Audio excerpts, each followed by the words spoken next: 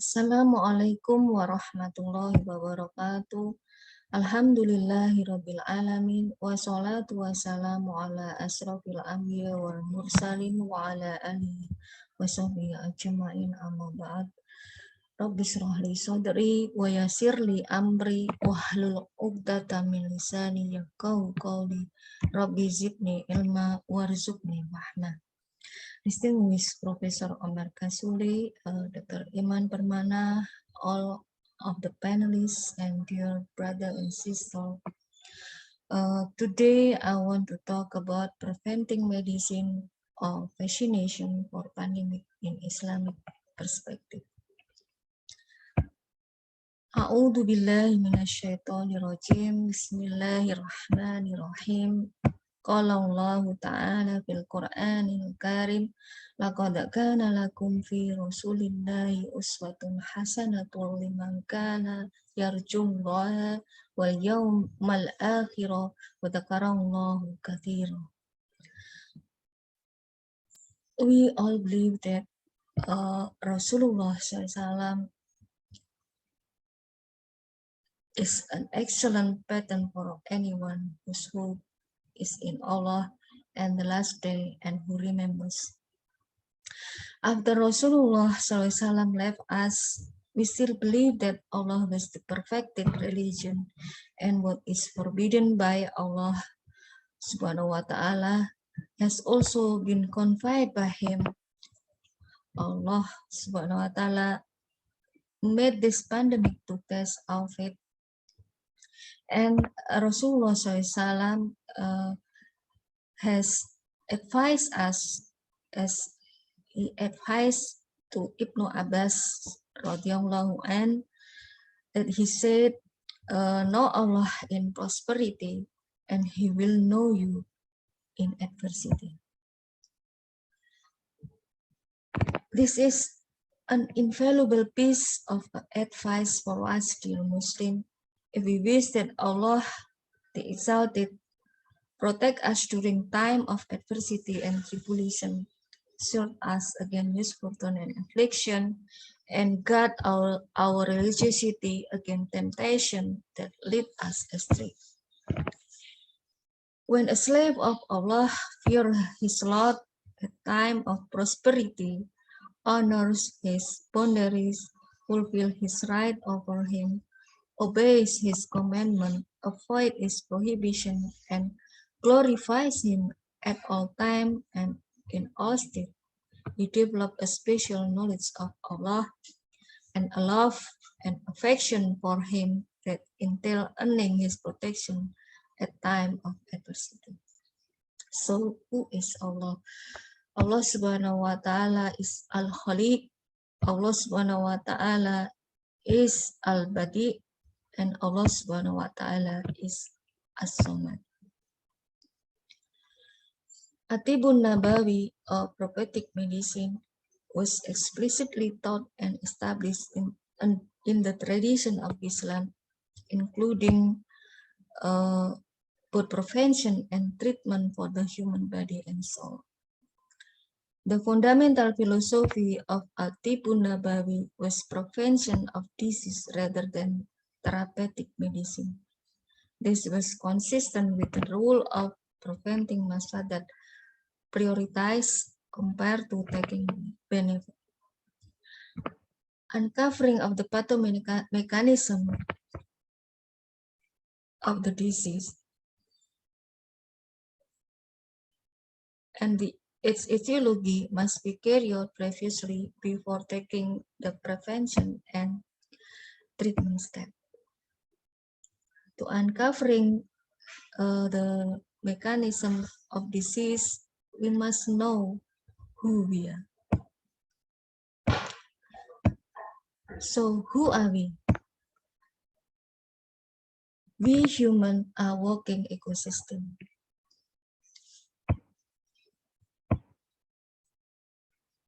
According to the recent finding, we are consist of microbes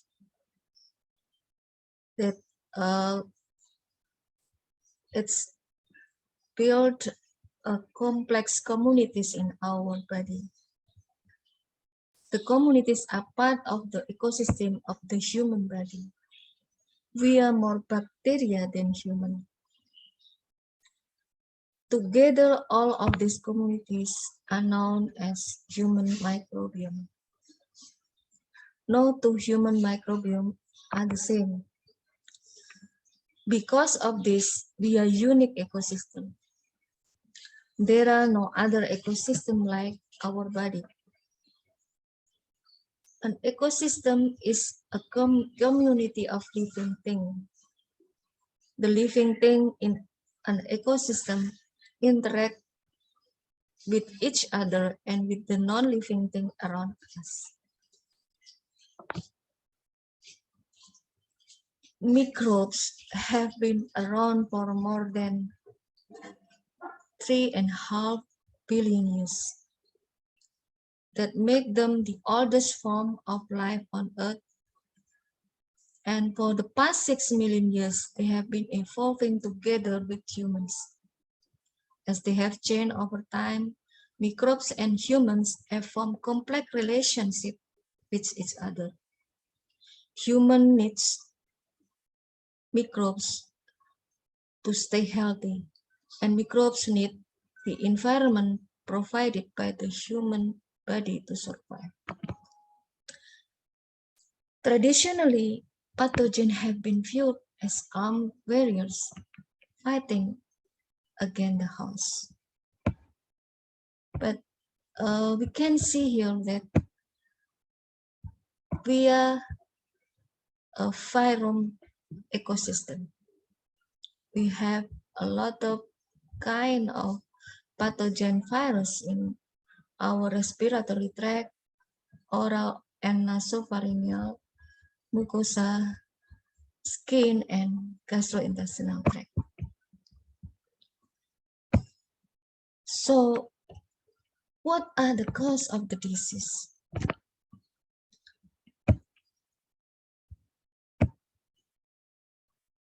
Hippocrates, as the father of the modern medicine, said that all disease start in the gut. Why? Because the gut is the biggest ecosystem. There are 500 until 2,000 resident species and 2,000 until 40,000 bacterial strands. The human genome is less than the microbiome. So all disease start from the gut. And it is in line with how Rasulullah said about the gut of the Muslim. Rasulullah SAW said that a believer eat in one intestine and a kafir or a hypocrite eats in 7 intestines.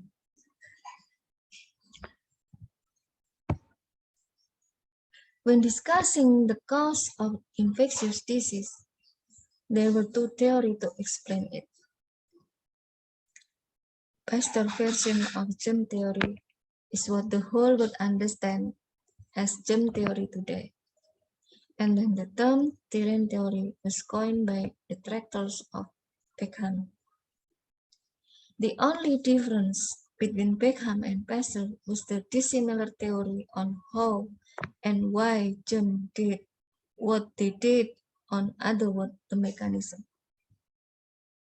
It argues that the etiology of certain disease is not fully explained merely by the presence of germ or by mere loss of cellular integrity or terrain theory.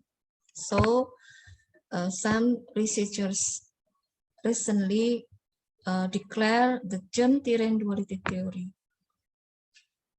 The germ-terrain duality theory is a harmonization of the current germ theory, popularized by Louis Pasteur, and the hitherto discharged terrain theory, popularized by Pierre Peckham. The germ-terrain duality theory states the etiology of certain disease or disease state is better explained as a complex interplay between germ and the inherent anatomical or physiological integrity of the body cell. As a result, the prevention and treatment of such disease should focus not just on fighting germ, but on maintaining or restoring the anatomical or physiological cellular integrity. To prove that a pathogen caused disease, traditionally we know postulate Koch postulate. As in the original Koch postulate, for inferring causation, the pathogen need to be isolated in the poor culture before they are reintroduced and tested in a host for their capacity to cause disease. But today, the growing body evidence declare that the clear distinction between pathogen and commensal are probably too simple of a model to explain complex disease states, because not every person infected with a pathogen will manifest disease. And in the last year, several gastrointestinal diseases have emerged which are not associated with an overt pathogen, but where the microbial community as a whole seem to mediate the disease. So some researchers declare the ecological Koch postulate, which say that a dysbiotic community, including or classical pathogen or pathobion, therefore represent a disease. The entity of transmission is the complex dysbiotic microbiota rather than a pathogen, according to the traditional Koch postulate, or a virulent gene, according to molecular Koch postulate, or commensal Koch postulate. So here is the ecological Koch postulate. There are 4 points. The dysbiotic microbiota is found in similar composition with similar characteristics in all affected individuals. And then in the second, the dysbiotic microbiota can be retrieved from the affected host. And the third, scavenging a germ-free host with this retrieved microbial leaks in combination with a similar environment. And the fourth postulate is the dysbiotic microbiota composition remain fairly stable in the newly affected host. So the ecological Koch postulate declare a dysbiosis a disease. According to the microecological perspective, the triad of epidemiology then state that the healthy life status is affected by 3 main factors, such as brain, microbiome, and gut. It is now known that the gut is a complex ecosystem with different interacting entities, and that infection must be understood in the context rather than isolated as a pathogen and a host.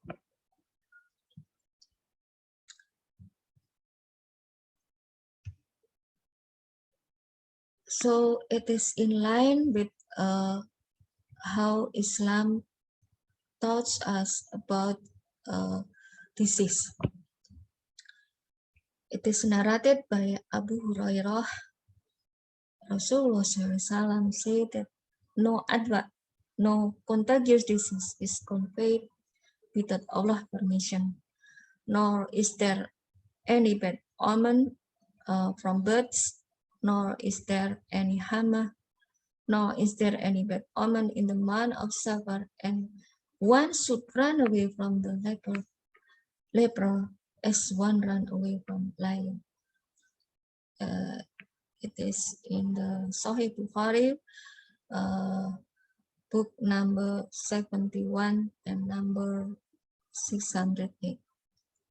So Islam is a comprehensive religion that takes every aspect of life into account, including the physical, emotional, physiological, and spiritual aspect of human life.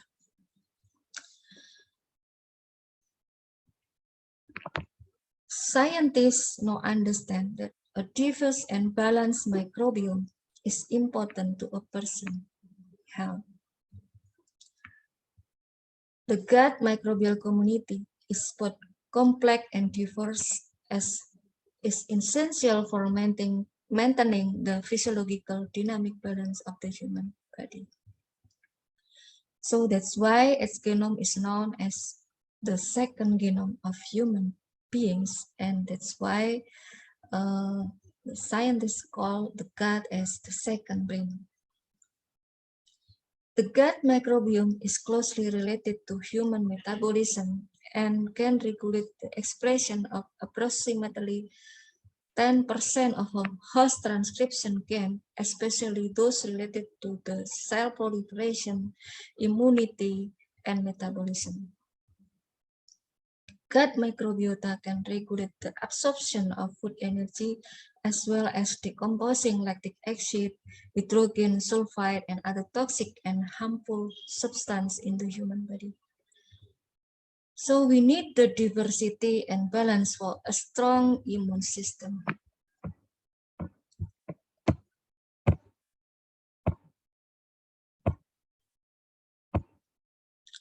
So what is disease? Disease is loss of homeostasis. It's called dysbiosis. It will lead to decrease in microbiota diversity, thinning of mucus layer, and so on. According to the hadith,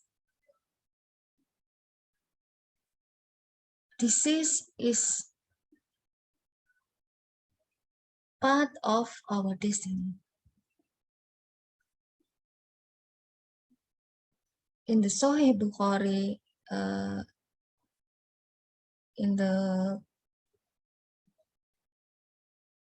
chapter of the growth of a child in the womb of a mother and his destiny in regard to his livelihood, his deed, good and evil, Rasulullah SAW said that verily your creation is on the wise. The constituent of one of you are collected for 40 days in his mother womb in the form of blood, after which it becomes a clot of blood in another period of 40 days. Then it becomes a lump of flesh, and 40 days later Allah sent his angel to it with instruction concerning 4 things. So the angel write down his livelihood, his death, his deed, his fortune, and misfortune. So this is important for us.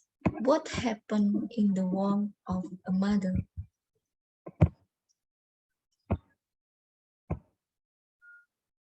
Let's see the recent finding that found that the infant microbiome is most vulnerable to environment influence in early life, and the early life critical window include what happens in the pregnancy. Islam commanded tahnik and breastfeeding until 2 years, and it is in line to the early life critical window. The early life microbiome composition will lead to the immune, metabolic, and hormonal development.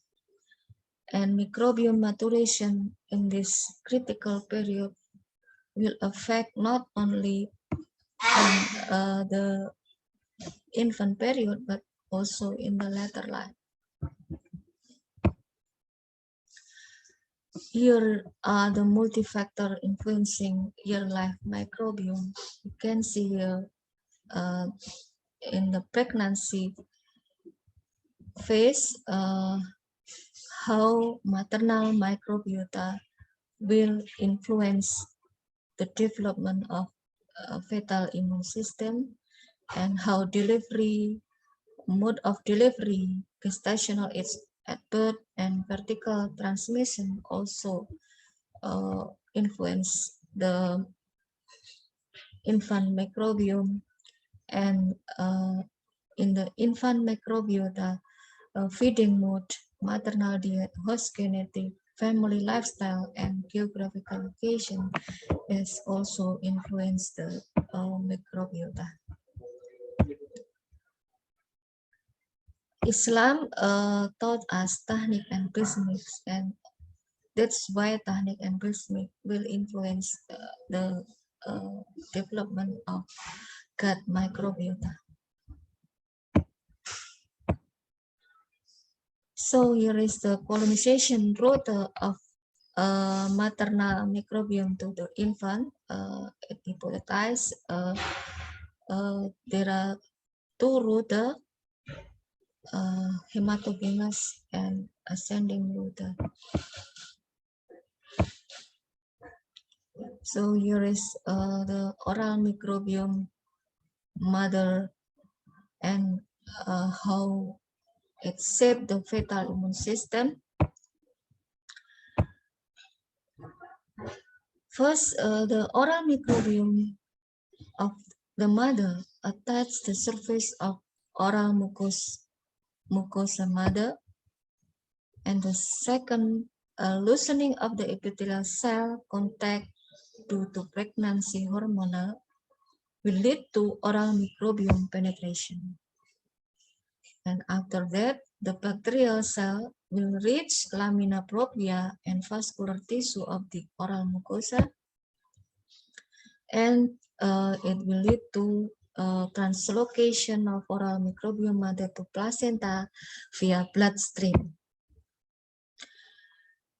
The oral microbiome mother are trapped in the placenta tissue, and after that, the antigen presenting cell from the fetal cell will take up the mumps, and it will be returned to the peripheral fetal lymphoid organ, and the fetal direct memorizing the oral microbiome mother as safe.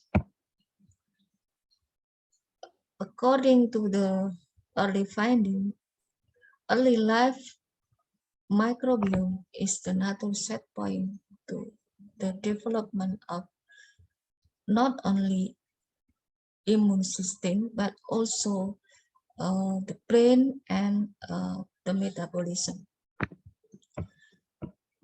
The normal microbiota of infant has a positive impact not only to the immune system, but to the brain. So the disturbing development of the gut early microbiome will impact to the health in early life and long-term planning. It will lead to the brain dysplasia, immune system defect, and metabolic disorder. This is the role of infant microbiota in the central nervous system. Microbial metabolite and microbial component directly pass through epithelial cell or act on receptor on epithelial cell to play a role. On the one hand, the substance will further reach the bloodstream the blood-brain barrier after entering the blood circulation and enter the brain to participate in the regulation of the CNS after passing to the blood-brain barriers. On the other hand, the substance continue to undergo biochemical reaction in the blood circulation to affect the CNS. Besides, the SCVAs and LPS entering the blood circulation can also directly act on nerve cells. Shortly, the substance regulates the development of the brain and the central nervous system. This is the schematic representation, so several diseases related to the colonization of the bacteria that claim to be pathogen. And then this is a strategic framework for personalized integrated approach to microbiome manipulation. Durack and Lynch et al. Discover that there are a specific microbiome signature of disease. So the strategic framework is personalized nutrition and also personalized multispecies microbial supplement. And according to Funes, they recommend possible intervention strategies to target disease related to dysbiosis-induced enteropathogenic bloom. Include siderophore-based immunization strategies and using probiotic. And another research said microbial transfer therapy.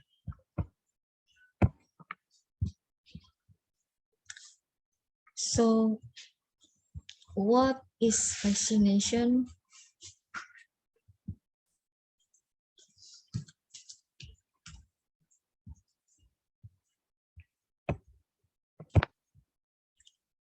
Vaccination is a part of active immunization. According to Merriam-Webster dictionary, immunization means the act of making someone or something immune, or the state of being immune. The act or result of immunizing someone or something, such as the production of immunity in a living organism against a disease or pathogenic agent. It also means treatment for the purpose of making an organism immune to a disease or pathogenic agent. Or another word means the administration of an immune-producing substance. It also means the providing of protection or exemption from something harmful or unwanted. According to the CDC, vaccination is active immunity produced by vaccine, and vaccine delivered as dead or attenuated, weakened non-pathogenic form of the pathogen. It also defined that immunity and immunologic memory similar to natural infection, but without risk of disease. The keyword is immunologic memory. The immunologic memory allows for an anamnestic response after the primary immune response, so that antibody reappears when the antigen is introduced.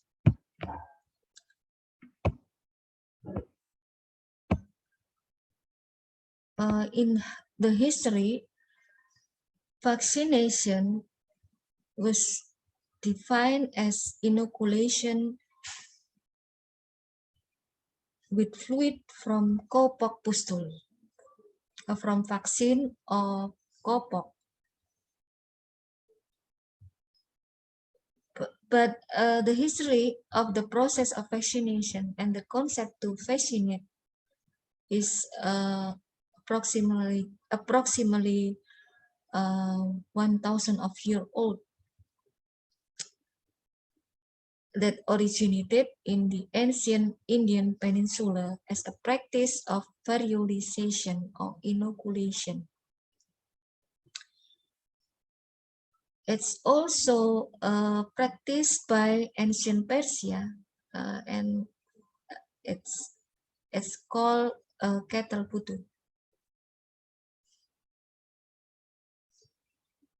And a recent finding say that there is evidence that the nomad of Baluchistan from southeast Iran demonstrated natural immunization against cowpox.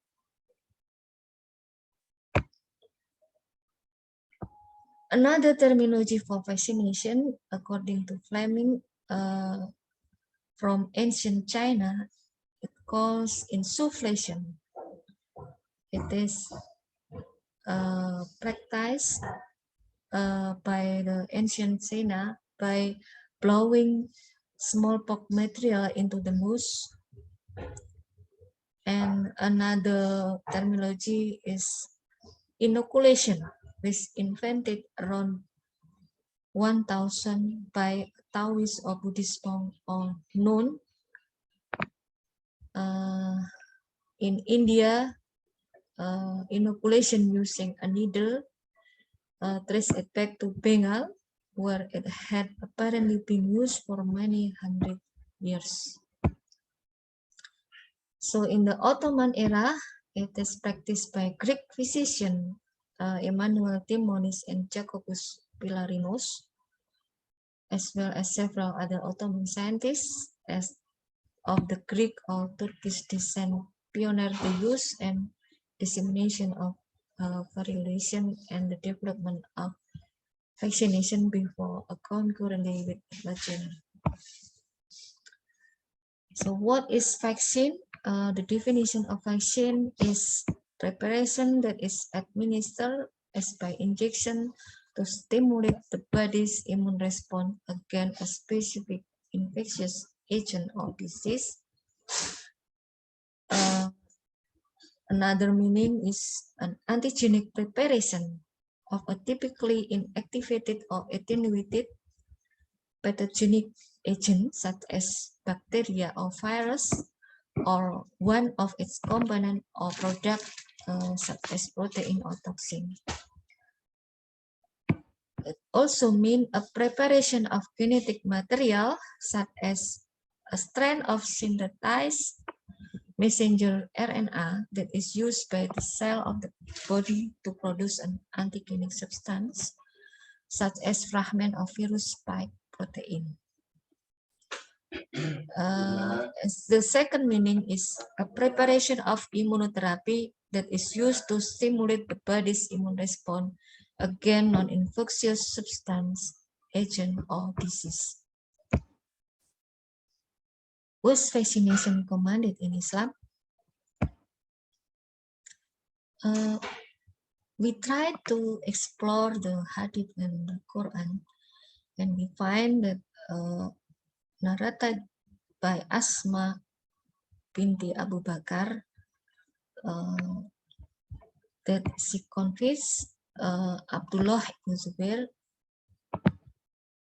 when she migrated to Medina while she was at full term of pregnancy and elected at Kuba, where she gave birth to him.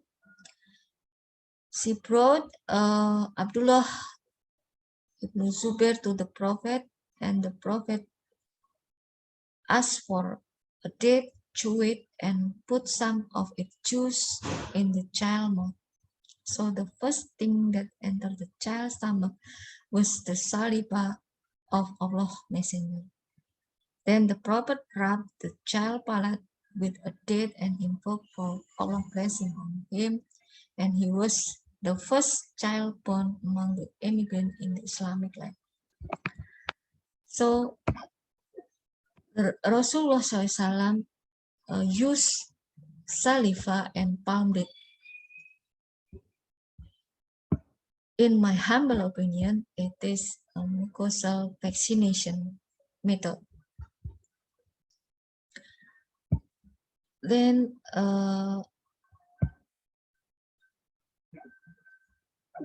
we hypothesize that tahnik and breastfeeding is another set point to the early gut microbiome and to stimulate the development of immune system. Tahnik will increase the immune system by stimulating the immature antigen presenting cell, and it will lead to the increase of interleukin 12 and the differentiation of T lymphocyte, especially CD8 and CD4 lymphocyte, and also lymphocyte memory. According to Gervasi and Horton, neonatal immune system is characterized by the immaturity, because the immature antigen presenting cell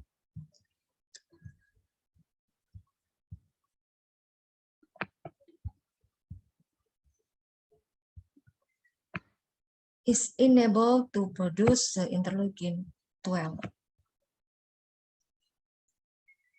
This leads to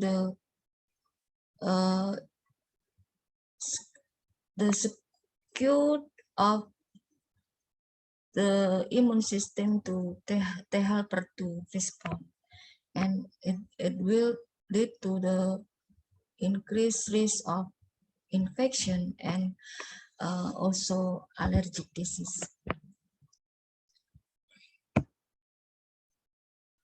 So we perform a lot of study to prove that tahnik and breast milk will stimulate the gut immune system, and systematically also the lymphocyte in the circulation. We also prove that tahnik will increase the CD8 positive and CD44 positive memory lymphocyte. Tahnik is also proof to increase the Treg FOXP3 positive together with human milk. It will shape the immune system by stimulate the inductive side of the mucosal system, and it will lead to the development of immune system in systemic neonatal bodies. So, according our work and result of our study, we recommended some vaccine that in line to the how tahnik simulate our immune system. There were modern vaccines, including probiotic vaccine, such as meningitis vaccine using probiotic Neisseria lactamica, innovated by Professor Robert Charles Reed. And then Simvivo vaccine, innovated by Canada researcher, Probi vaccine from Sweden, and Sporvi from Vietnam. edible vaccine innovated by Israel, Mexico, and also Indonesia. Mucosal targeted vaccine, especially microfold targeted vaccine. Dendritic vaccine, such as Nusantara vaccine, and then transcutaneous vaccine, and also all of the plant-based, xeno-free, animal cell, and serum-free vaccine, and also human diploid cell-free vaccine. In conclusion, without natural immunization program from Allah Subhanahu wa Ta'ala, human immune system would not develop perfectly and with balance. If human would imitate it, how Allah Subhanahu wa Ta'ala developed immune system in babies, and it was a fardu kifayah for us as Muslim researcher to innovate vaccine that was in line with Sunnatullah. It was obligatory for us to obey Allah Subhanahu wa Ta'ala commands, which one of them was not to destroy natural balance. Thank you. Assalamualaikum warahmatullahi wabarakatuh.